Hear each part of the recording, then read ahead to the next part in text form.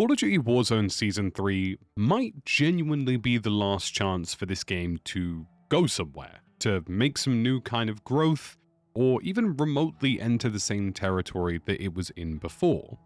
There's no secret that Warzone has been on decline for some time now, and it genuinely feels like Season 3 is one last throw of the dice to really see if Verdansk and all of those fan-favorite things that made Call of Duty Warzone special can bring the game back to a better place.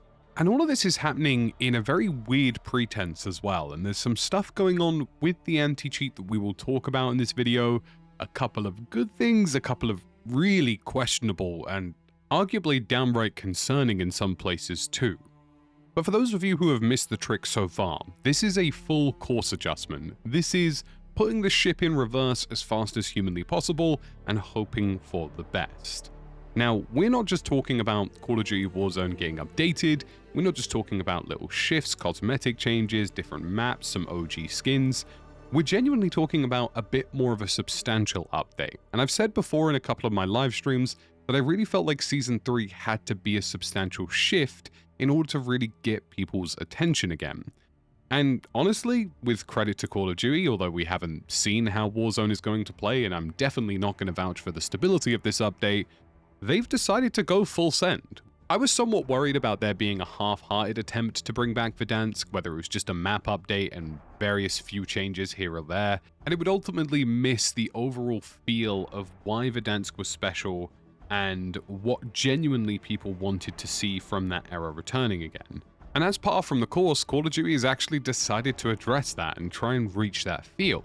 We're talking 150 players, which is pretty much the expectation for Warzone generally, and more importantly 150 players without redeploy balloons or redeploy drones. Classic decision making, pick your drop, suffer the consequences, and if you don't find a vehicle to rotate quickly or you're not on your feet fast enough, you lose the game, as it always should have been.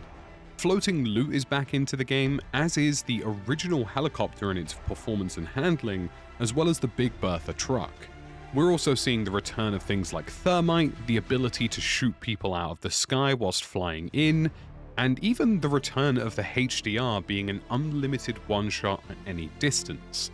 They're really going all in on this. We're talking about OG contracts coming back to the game and replacing everything that's been put in since.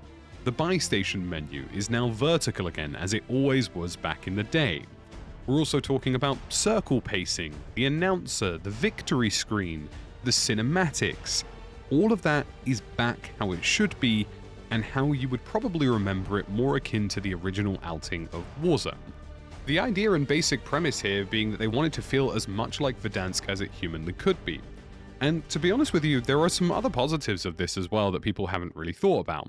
The new engine definitely boasts slightly better graphics, it definitely boasts decent performance, and more importantly for those of you on console, it'll be the first time you'll be able to play Verdansk with more than a 60 FOV or 90 FOV or whatever the hell it was locked to back in the day, which actually creates a level playing field for once.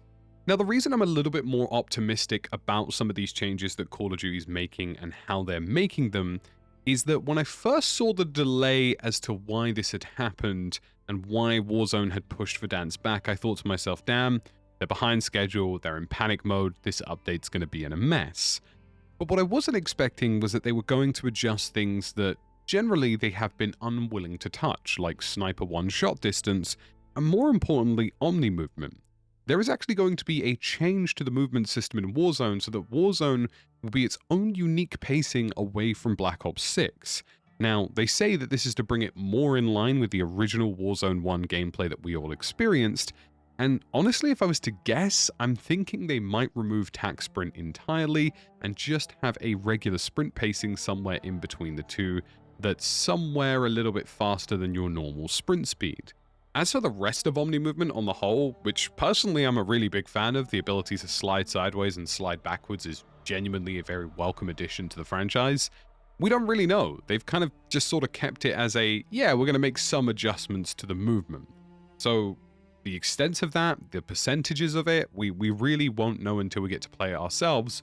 But if I was to hazard a guess, I think they want it to be a little bit more readable, and I think they want it to be a little less clunky feeling and a little bit more fluid feeling, and I feel like tac sprint would be the way to go for that, and hopefully that's the way they do it in terms of changing some animations, getting a few extra stacked animations out of the way.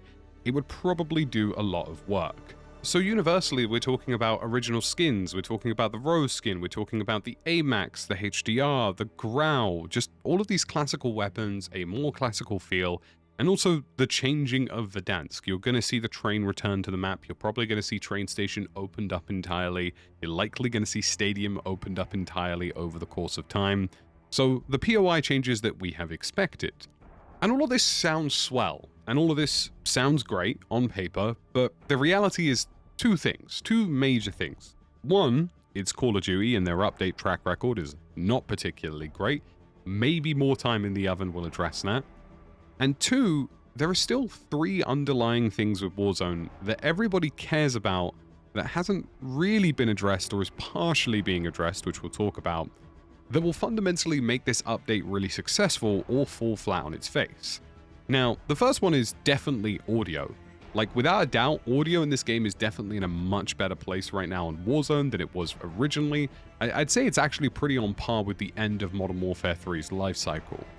But the issue with that is that whenever they create a brand new map, we're talking new textures, we're talking different surfaces, different things that have different sound cues. And there is a very hefty reality that some of those sound cues on Verdansk are going to break again. And if the audio on Verdansk is not good, that is already problem 1 staring straight down the barrel. Now, problem 2 is server performance. The real reality that Call of Duty just won't face is that their server performance is abysmal.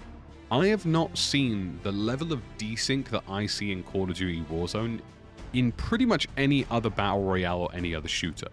The sheer difference between what you witness on your screen and what somebody else witnesses on their screen is probably closer to the milsim that I play Arma Reforger, and that has a shit ton of complicated physics in it, whereas Warzone just absolutely doesn't. I honestly wish I could basically explain why this is the case at this point, but my simple solution is that they're either A, really cheap, or B, their networking is held together like complete spaghetti code. Because there's just no excuse for it at this point. Fortnite is only a 30 Hz battle royale. Now, Warzone is somewhere between sort of 10 and 24, depending on fluctuations and performance and what server you happen to land in. But Fortnite's 30 Hz feels as good as other shooters' 60 Hz, which is why they don't need to go any higher. Whereas Call of Duty Warzone arguably has some of the worst hit registration, desync, movement desync, and general mismatch feeling that I've experienced in any modern shooter. And I honestly think it's something that is going to bite them again, because people are going to feel that inconsistency of gameplay and they're going to blame the game. And the final one is the anti-cheat. Now, there have been some very interesting developments over the last 24 hours or so about the anti-cheat.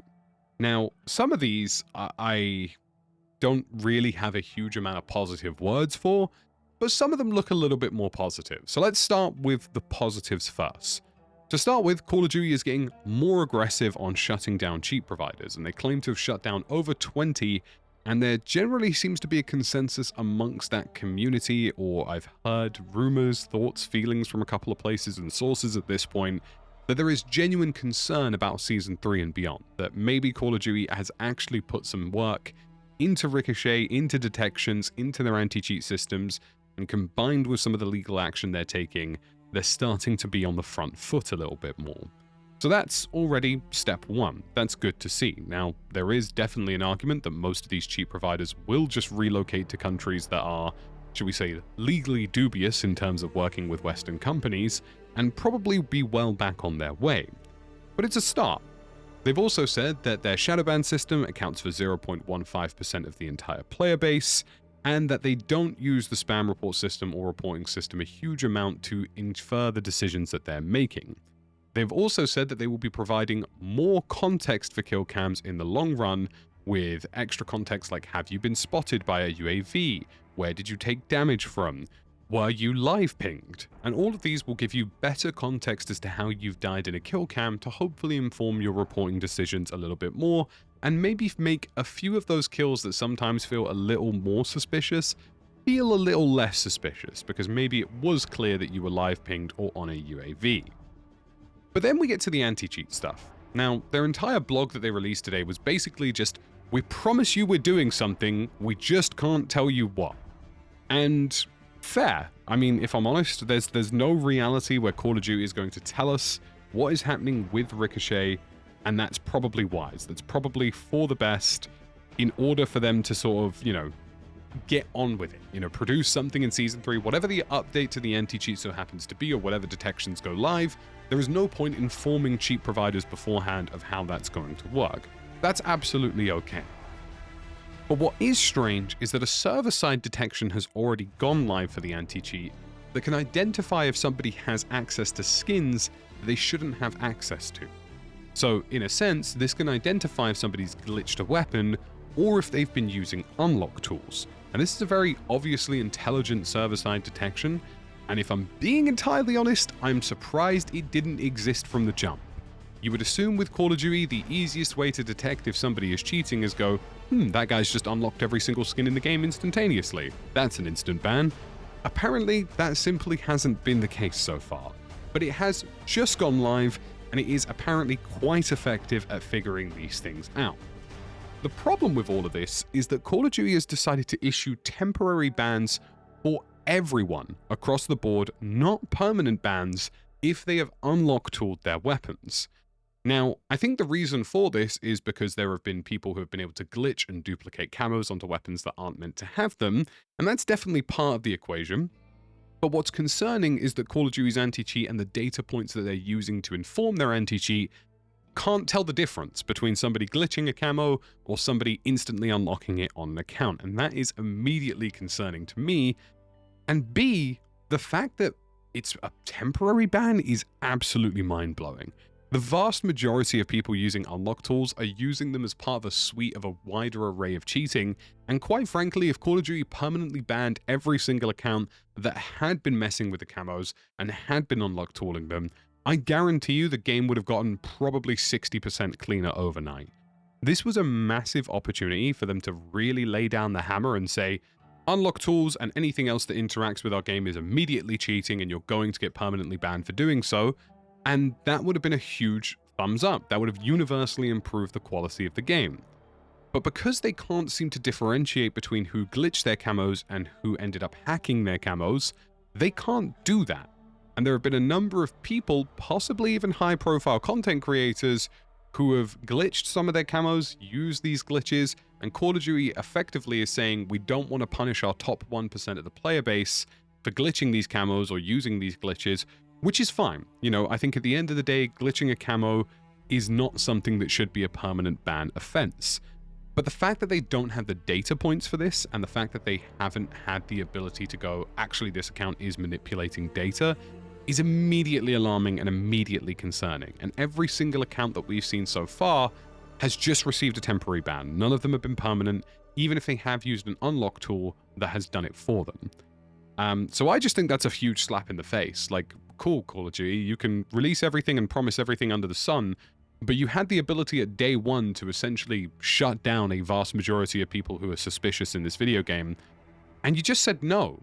The reality is that if somebody's unlock tooled their camos and decided to manipulate the game EXE, it's really not that far a step away from deciding to cheat in the video game. This is like the gateway drug to cheating. It's step one. They go, oh yeah, a little unlock tool was good. Oh, I really wish I could kill a few more people. I guess I'll turn that one on. It's really a terrible, terrible decision, and I honestly wish I had words for how stupid it was. And ultimately, the answer to this is two-sided, and none of them are good. It either means, one, they simply didn't possess the data points to identify where these things have gone wrong, and they can't differentiate issues with their progression system, their unlock system, their camo system, in terms of somebody glitching a legitimate system in the game versus somebody actually manipulating the game files. And if they can't do that, that's already a catastrophic problem. Or two, they do have the ability to do that and have simply decided to be light-handed and assume that these people have just been misled into camo unlocks and that it's totally fine.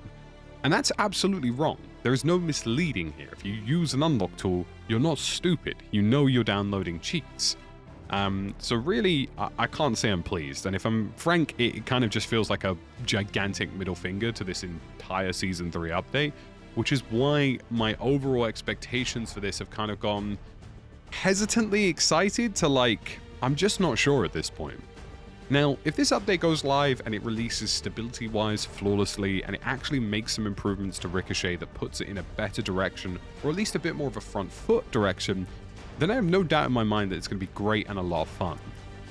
But there's two just massive question marks overhanging all of this, and one of them being the anti-cheat, the other being stability. And in the sense of the anti-cheat, they've already made a mistake and the update isn't even live yet. So I'm interested to hear your thoughts and feelings down below, folks. What do you think about the impending reversion to the original Warzone? Let me know your thoughts and feelings in the comment section. And as always, drop a sub, drop a like, and I'll see you in the next one.